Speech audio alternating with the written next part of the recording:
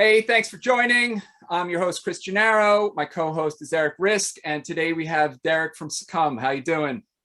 Good, man. How are you? Cool. Let's start out by talking about your new album. I assume it's the Roman numerals 21. It's on Flenser Records, and it's coming out depending, in a couple days, which is what, the 24th, depending on when I think by the time you see this interview, it's probably already out, though. Okay. Yeah. It'll be out, man. It's Friday. Out, so yeah, dude. It's out right now. It's out right now. It's out right fucking now. Get it. See the link in the description. We link to all that shit in the description. Yeah, dude. So we heard some of it. You guys dropped a bunch of singles. I guess talk about getting together with that label, because we'll talk about that label in a second, because they're kind of cool and they do a lot of cool stuff.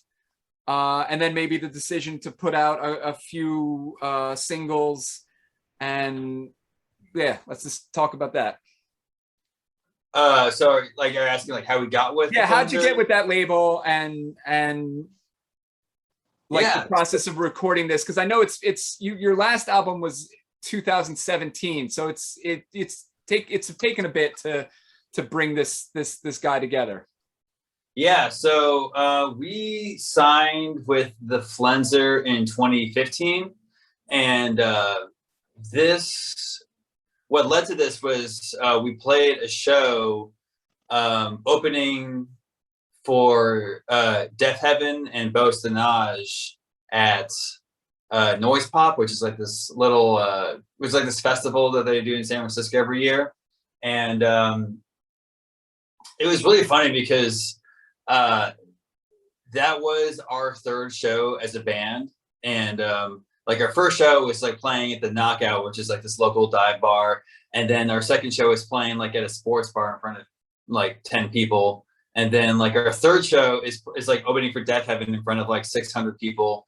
And what really facilitated that was Harry, our current drummer, who's the drummer of Bostanage as well. He worked with Kirk at a record store, and they were coworkers.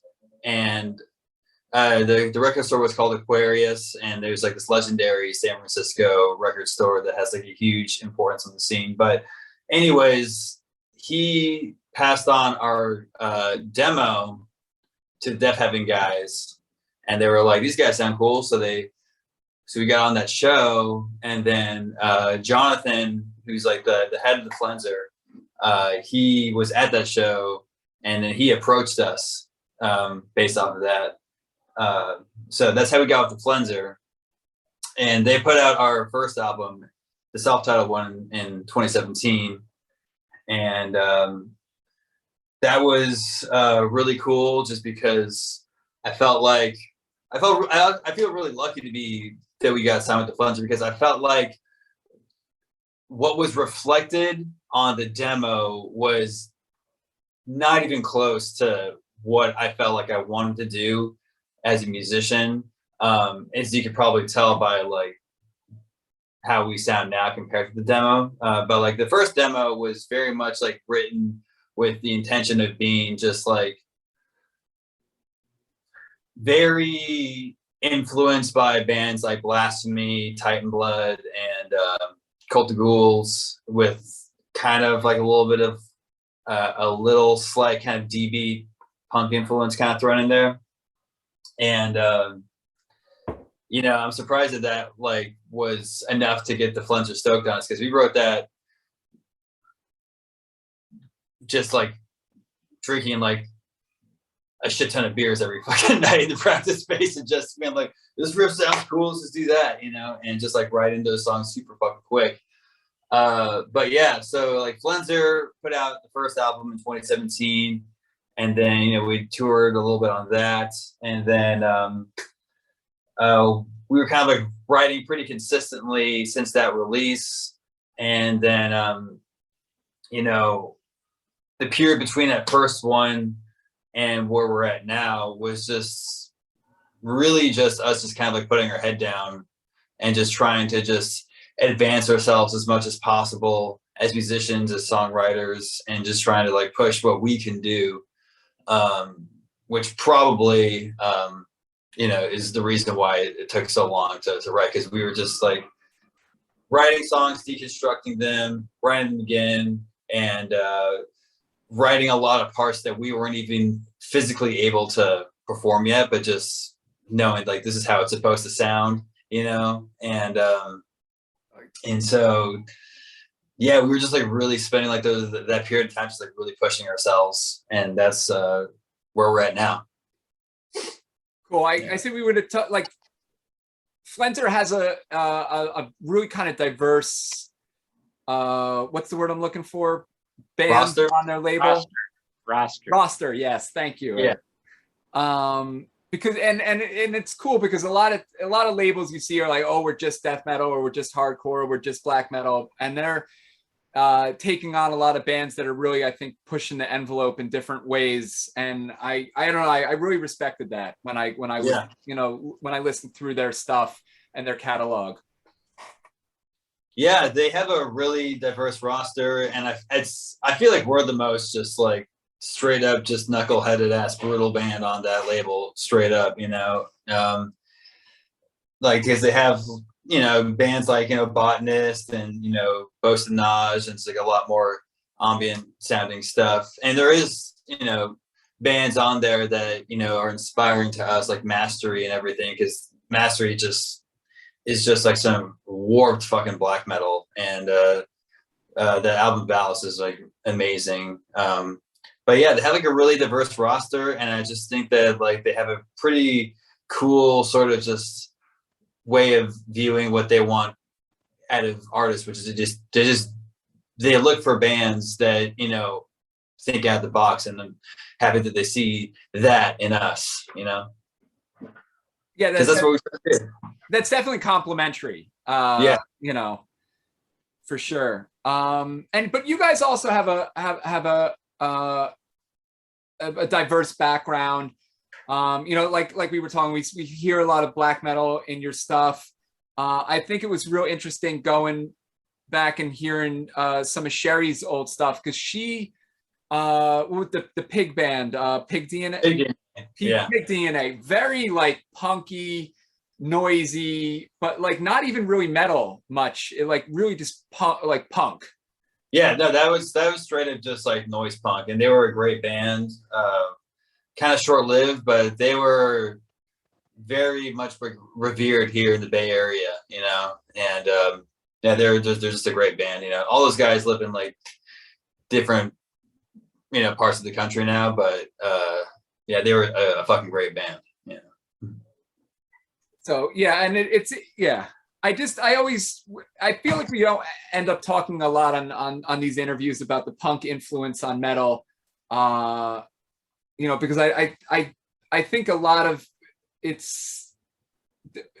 don't talk about it enough. It's always to me, I always hear about the rock influence on metal, and how Led Zeppelin and Black Sabbath turned into metal, and I sort of get that, and Black Sabbath is metal, but I just think punk had such a strong influence on that stuff, and it's just understated a lot. Yeah, I think that like the Sherry's vocal style is very much like rooted in hardcore, and I think that really shines through in what she does, and yeah, that's just like that whole kind of style just like really shines through in what she does, and it's kind of gives us people have described us as being like like death metal that you would hear like at a basement show or something like that, or like in a warehouse. I'm like, cool, man, that's that's what I grew up with, so that's totally sounds good to me. Yeah. She has a little effects on her vocals too, right? Well, I think that like on the debut there was just really like a shitload of reverb going on there, but beyond that, not really. And then on this one, we just kind of like made the vocals sound a little less reverb drenched and like a little bit more like in your face up front, and kind of went for almost like a blown out sort of, kind of production style with the vocals.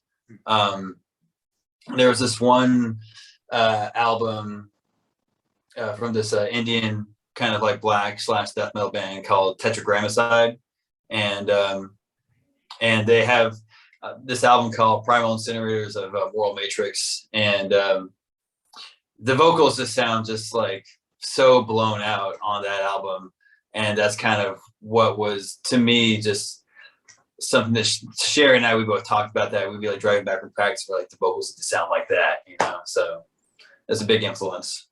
I'll have to check that out, and I'll listen. I don't know if I caught the name. I'll listen back and I'll put it in the description. So if you want to check that out. Yeah. I'm unfamiliar too with that one. I'm not sure. But Eric, you disappoint me. I haven't heard of every band. Come on. I haven't heard of every damn band. Come on. Yeah. The demo you kept talking about was the Cloak demo, right? Yeah, that was the Cloak demo. Okay. Yeah. I think maybe this is a good segue because you guys are playing the Northwest Terror Fest in 2022. Yeah.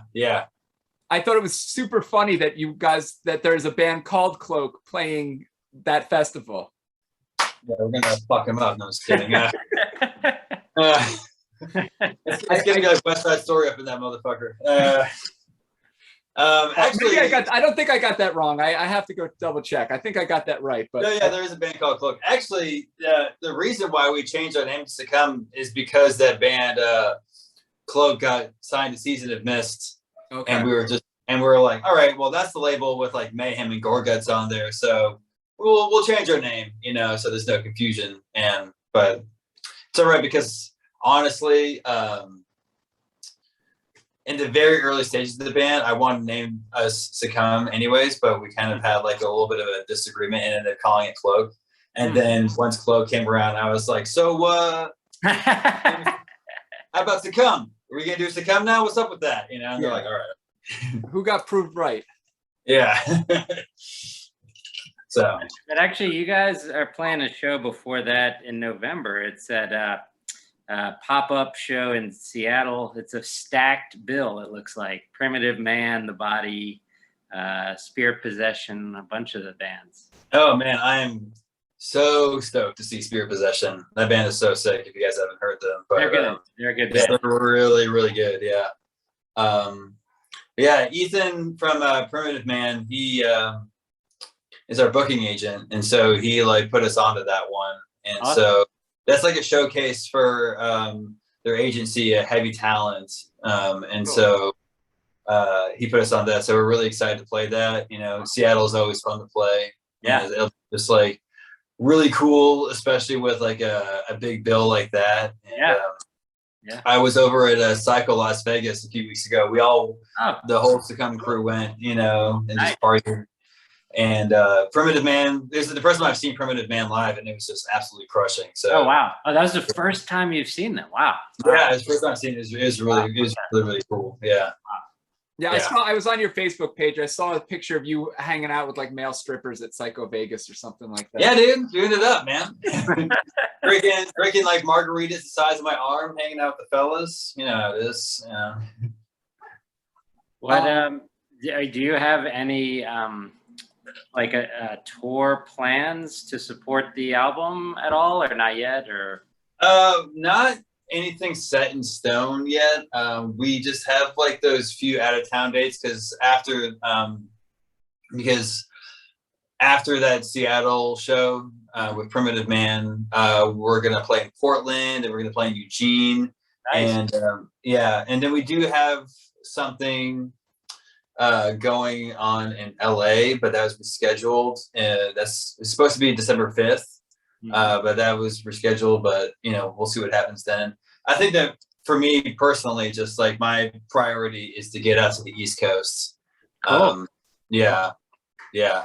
That's where we are, of course. Yeah. Yeah.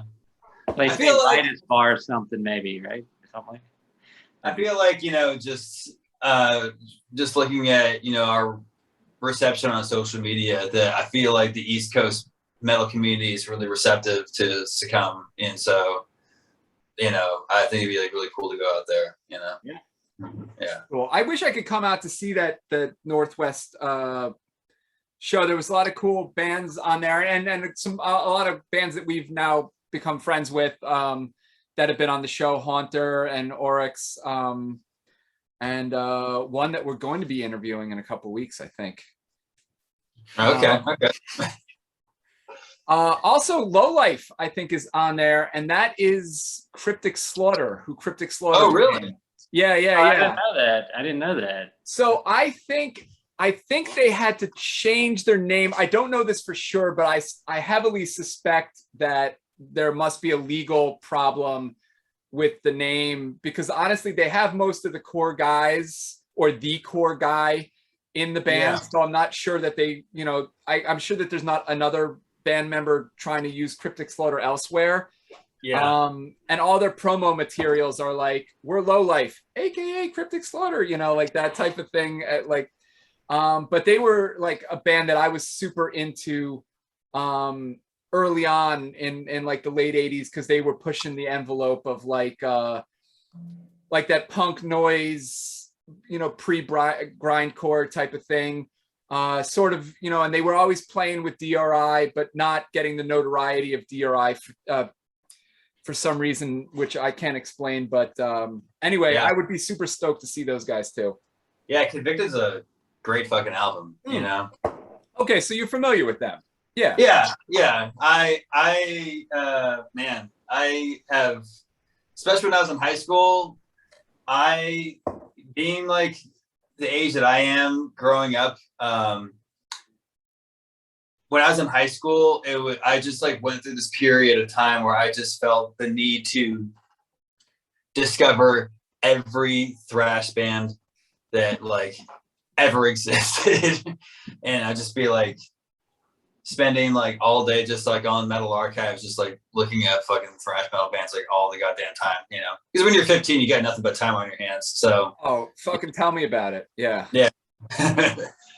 So I was just like sitting around just like, and I go to school and there'd be like the kids like in the Killswitch Engage shirt, and I'd be like, yeah, Killswitch Engage is cool, but you listen to Sadist, motherfucker. Just being a little shithead. Yeah. It's funny. I meant to bring up. So I've seen a couple interviews with you, and I think one interesting thing that I took away was that your dad sort of listened to some metal stuff. Yeah, my dad didn't. I think that like the most metal. My dad is definitely like a blues guy. I think like the thing that my dad, in terms of like metal, introduced me to was that he had a copy of Van Halen 1984 laying around, and I was just like, how could you not become obsessed with Eddie Van Halen when you're just like, 11 years old and kind of getting an interest in playing guitar and everything. And I think that on my mom's side, she is from Seattle, and so she was like really proud of the whole like grunge thing that was going on. So I remember like some of the earliest bands I remember listening to was like Alice in Chains and stuff. And I have like an older brother, and it was like my older brother that like got me into Metallica, and he like brought home the Black Album, and I was just like, this is mine now, and just like listen to it all the goddamn time. So yeah, my dad was like very much more like a blues guy.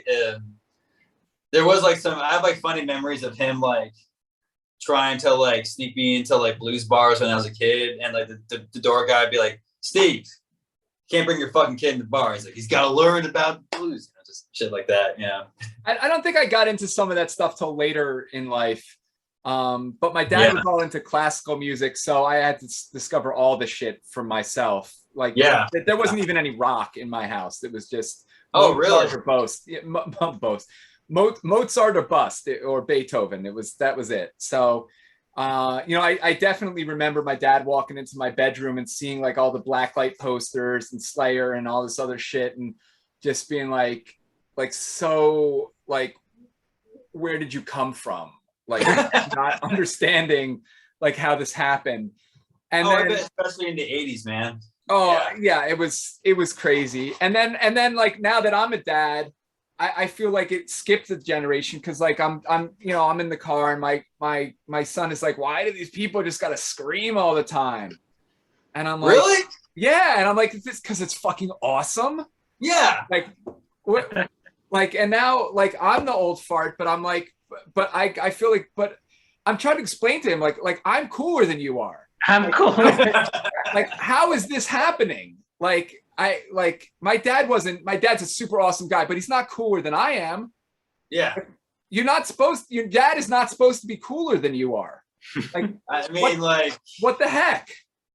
But, I mean, it's just fun when people say that about the vocals. It's like it's got to a point where like the screaming doesn't even like register to me as like something that's like out of the ordinary, you know? So it's like always funny when to hear that from someone. Like, why are they screaming? And I just like don't even notice it. Like I'll be like, jamming Cannibal Corpse, and they'll be like, why does this vocal sound like that? I'm like, well, what do you think they're supposed to sound like? By the way, I would never like call myself cool in a serious way. It just in relation to like what my son listens to. It's that bar is very low. So in that regard, I don't have a problem saying it. I mean, I don't want to call your son a poser on the air, but he's not a poser. No, he listens to cool stuff. It's just like, I mean, he listens to all the grunge stuff, and I listen to that stuff too. Like I like Alice in Chains and all that stuff, and he just hasn't graduated yet. Yeah, it takes time. It takes time, and I remember the first time I listened to some of that stuff, I was like, "Holy shit! What is that vocals going on?" But yeah, you don't start off at Napalm Death. You don't. but you get there eventually, and now like sometimes, especially I find with doom bands, when the singing gets just a little too heavy metal, I'm just like too operatic. Yeah, and I'm just like, or like 70. It's almost even like a 70s stoner rock. Like it's just too sing-songy, and I'm like, no, like fucking. Yeah, give me a little bit of nastiness, bro. Yeah, like grow some hair on your balls or something. Yeah, man. Fucking scare me just a little bit. Yeah, just a little. Yeah. Which is a shame because sometimes the music is awesome, and I'm just like, I just can't do the vocals. Sorry. No, I definitely feel that way with like I feel that way with kind of a lot of like the like epic doom kind of thing, I like, it's like, oh, it's got like sick riffs and everything, but then sometimes the vocals will be just like way too operatic for me, and I'm like, whoa, time out, guys, time out. Time out. Yeah. I mean, I fuck with Candlemass and everything as much as the next guy, but it's just sometimes it's a little. I was way into Candlemass. I was way into. Yeah. Because that was, and I feel like I spent so much time talking about Celtic Frost, but like that's where, like it's not even doom compared to like what's doom now, but back then it was like, holy shit, that's the slow fucking pit of my stomach that I need to get to, the violins and shit, like like just like the doomier sections on To Megatherion are just that's where it was at for me. Man. Let's talk about some of your other stuff. You got a video for Aether. You call it a visualizer. I was kind of curious about that, and you credit a guy named Kyle Bates. So I was kind of curious how that came about. I mean, it looks like a lot of textures and cool stuff, and I'm just curious about that video. Yeah, well, being totally honest with you, bro, with that video, I just got like an email. It's like, we made a visualizer. We made a video for you guys from like the Flenser, and we were all just like, oh, cool. And they sent it to us, and it's like the finished product. They were like, and they asked us like if you like it, we'll put it out, but if not, we'll just scrap it. And it's like, no, that's cool, and we just put it out. Well, yeah, so, why not? I mean, well, there's nothing offensive about it. It's just a lot of cool textures and shit going on. So you're like, oh, okay. Yeah, I just like watched them, like, yeah, put it out. You watched some of that, and I was watching it a little bit. I was like, wait, I think I could do that, with the camera. Yeah, it was I mean, yeah, you'll learn throughout this interview that I'm very not fussy about that kind of shit. But like, just like, but I just like saw it and I just like it's pretty cool. And because something that I was like kind of like apprehensive about was I thought like, oh man, it's gonna be like one of like those corny like lyric videos that bands put out, and because labels do that all the time, especially like the bigger labels like Nuclear Blast and stuff, and it's just be like lyrics flying, dude, and it's just like stupid as fuck, and I was gonna say but I thought that was it's cool. totally benign. It's fine. It's cool, and it could be so much worse. Yeah. So that's why I saw them like, okay, cool. So it's not like Cher's lyrics are just going, at you. So I was pretty stoked on like the product that they presented to us. Yeah. Well, yeah, I don't like to shit talk on the interviews, but the lyric videos are one thing that I'm just like, oh. Yeah. I can't.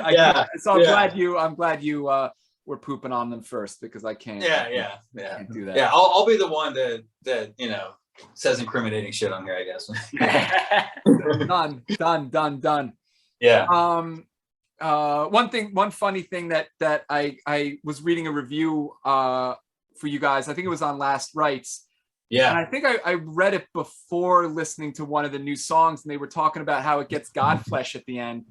And I was like, there's no Godflesh here. And then I hit the end of the song and I was like, oh okay, there it is. There's the Godflesh part. Yeah. But I thought that was kind of cool. I thought that's a really cool review, just because I felt like they sort of understood where we're coming from as artists and like what we try to achieve. So I thought that was like really cool that they. I think that was the one where it started off with the job interview weird thing or something. Yeah, I think that's a quote from Fight Club. Oh, is it? Is that what that was? Oh, yeah. Sorry. Yeah. Now I feel bad because I do like Fight Club, but it did go over my head. Okay. It's been a long time since I've seen that movie. Yeah, me too. There's a whole mess of movies I want to have my son watch that I'm not sure he's ready for, and that's one of them. I'm like, well, starting young, So, yeah, I mean, because I can't watch shitty movies for that long. I gotta, at some point, we just gotta watch good stuff. Yeah, man. Okanos was, I think, the second of your singles that you put out for the new album. That had a very death metal sound to it, as opposed to, I think, some of your other stuff that had like a little bit more of the black metal influence that I heard. So I thought that was super cool. I mean, obviously I love death metal, so what can you tell us about some of the other tunes? We didn't it sucks that I didn't get it or didn't hit you up for an advanced copy, so we probably at this point heard what a lot of the other people heard with the singles and obviously your earlier stuff. So what can we expect from the other ones that are going to drop in a couple days? Well, something that I try to do when writing is try to give every single song its own personality, and the lead off track, Lilim, is very grindcore influenced, and I think that like on this album in particular, and you can probably hear it a lot more like on Aether as well, is that we kind of like upped that grindcore sort of influence in our sound as compared to the last one. And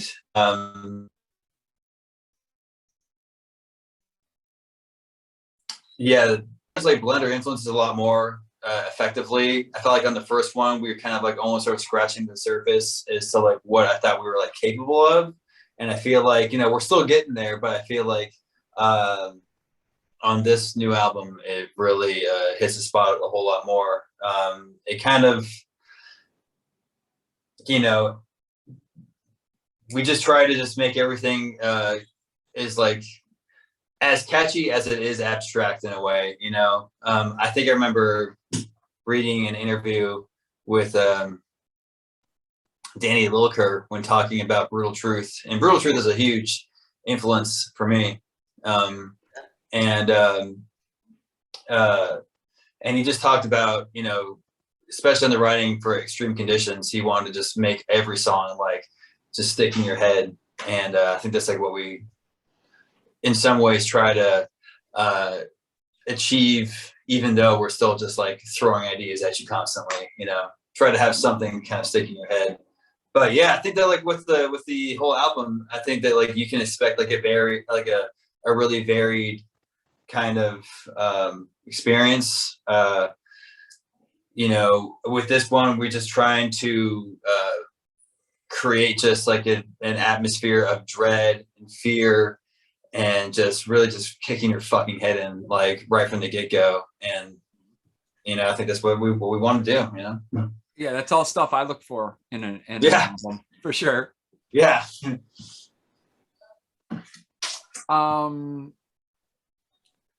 Yeah, so I think you answered some of my other questions about that I was going to ask about Harry joining the band, because I think he joined after the demo but before the first album. And Yeah, I was there from the beginning. But you were there. I know Harry joined after. Yeah. That's what I was saying. Demo.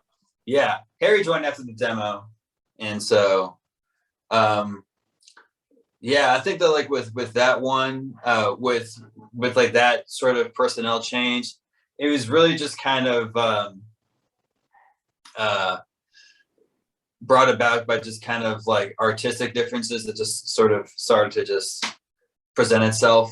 I think that like after the demo, I kind of wanted to move in sort of like a more complex direction with what we were doing, a little bit more death metal influenced. But our drummer kind of wanted to keep things a little bit more on like the primitive black metal side of things. And so we just like decided to part ways. And, you know, Nicole now has has a new band called Vamatar, and they're like a lot more like on the,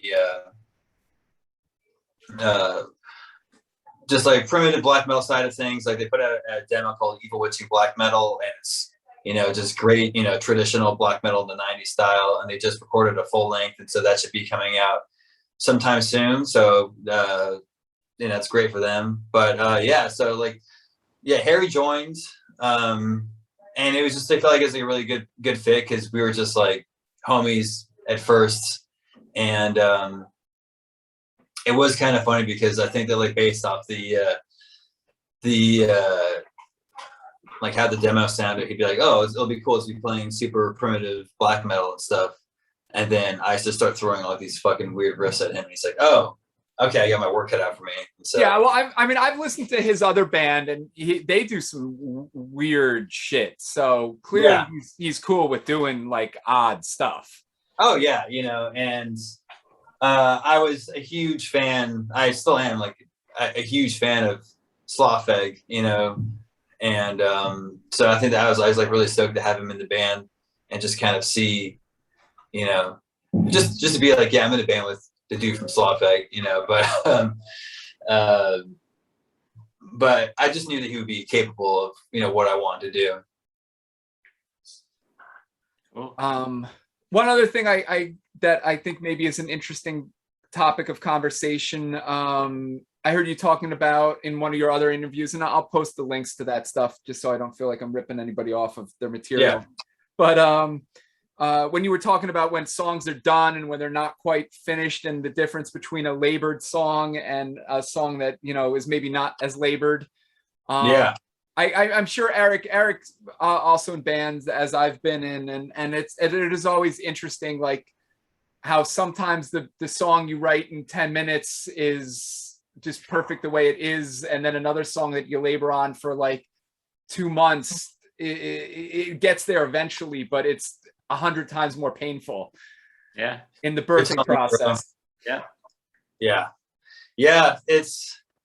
Yeah, Okanos is actually the last song that Harry and I wrote on the album.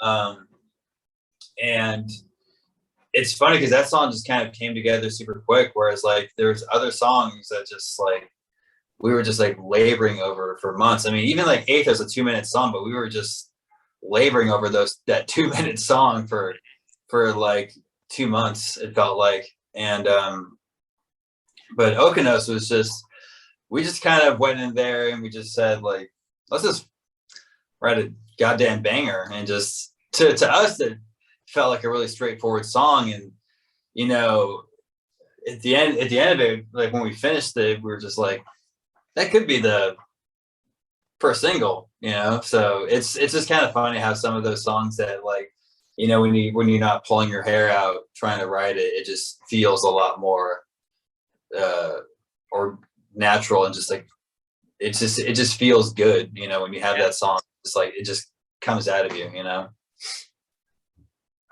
Cool. Yeah, organic, I think was the word you were almost getting it to. Feels organic, and sometimes I'm so OCD that I really do need Kirk and Harry to be like, all right, bro, song's done, like it's good. So yeah, there's seal of approval. Yeah, exactly. You know, like a teacher just like hitting the bell to be like, all right, pencils down, you know. Yeah. That's a question I have. So the writing process, you're saying you and Harry, are you like usually start a song, or are you writing with everybody in the group, or someone riffing, or how does the process? Well, I think that like in terms of like all of the riffs and everything, like I come up with everything in that respect, and everything we do just does come from the riff.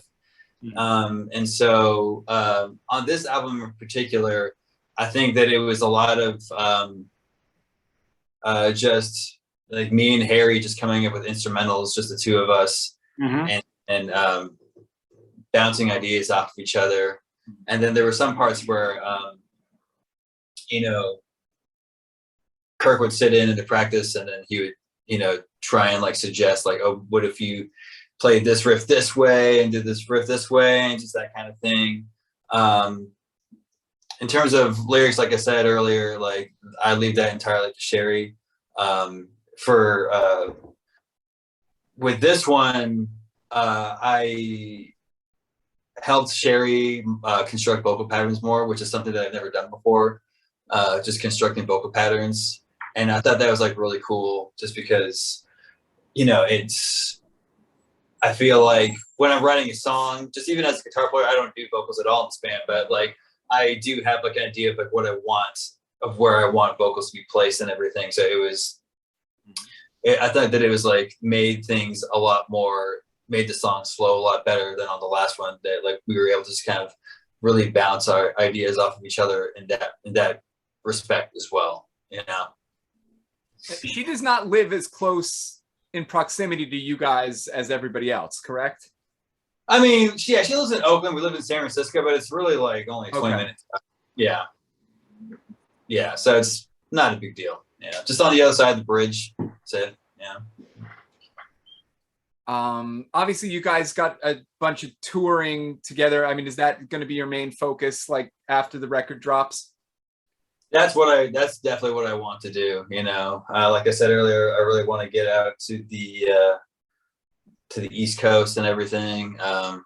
You know, we did a tour with a West Coast tour back in 2018 with Piron, and those guys are, you know, our boys. So actually, that's our roommates, the band roommates. Piron, yeah, it's funny. Oh yeah, Piron, like those guys are.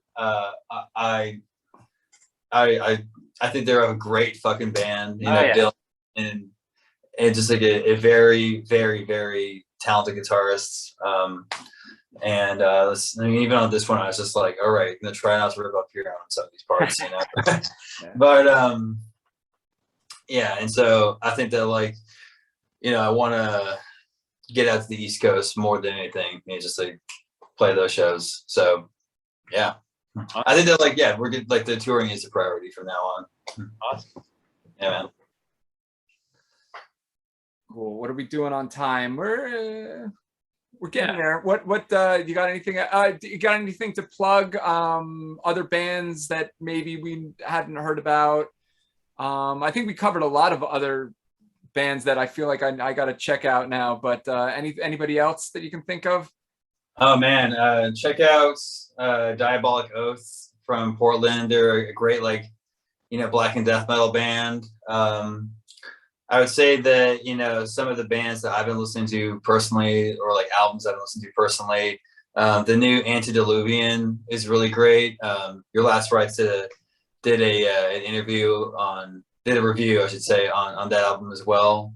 What else? Socioclast is a really great band. They're a grindcore band from San Jose, which is where I'm actually from. And so those are like my couple plugs, you know, Socioclast, Antediluvian, Diabolic Oath, you know.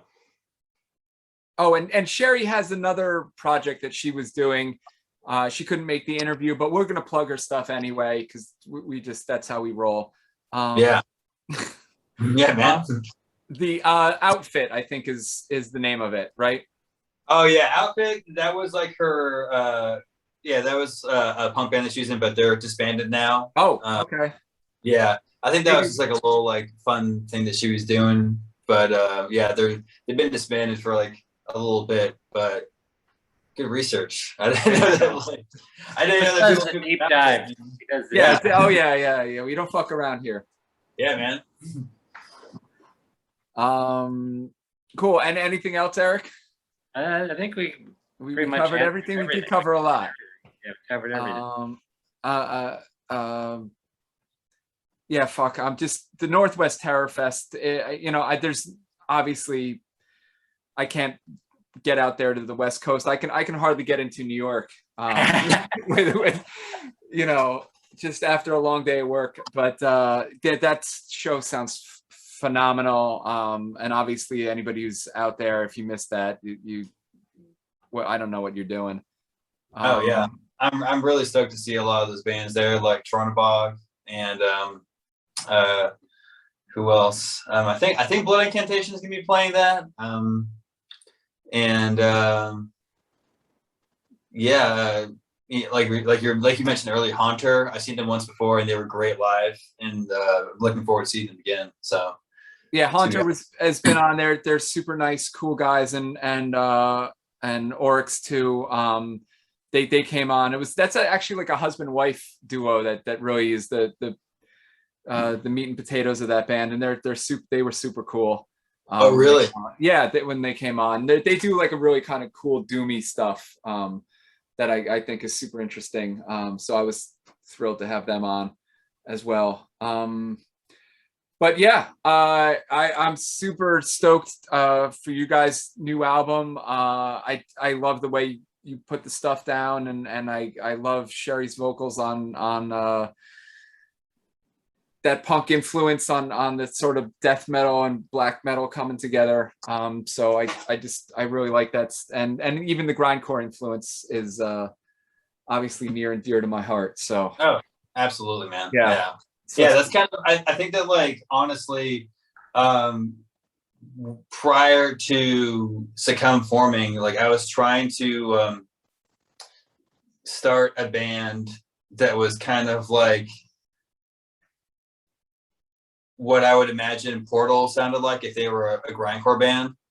And so I think that in some ways, like, that kind of like mission statement is still somewhat kind of present in like what we do in Succumb, but yeah, so yeah, I'm glad that you guys are stoked on it, and you know, I'm just like stoked for it to come out in the next couple of days. It's been a long time coming, man. So cool. Yeah. All right, Yeah, so click through the description. Well, you know, we got all the stuff we'll put in there, and yeah, go check it out. And like, again, by the time you're seeing this interview, it's probably already out. So don't hesitate. Yeah. Yeah, anyway, thanks a lot for joining, Yeah, and coming on, Derek. I really appreciate it. Dig the stuff, and yeah, keep in touch. Yeah, man, thanks. I had a lot of fun, dude. Cool. Thanks.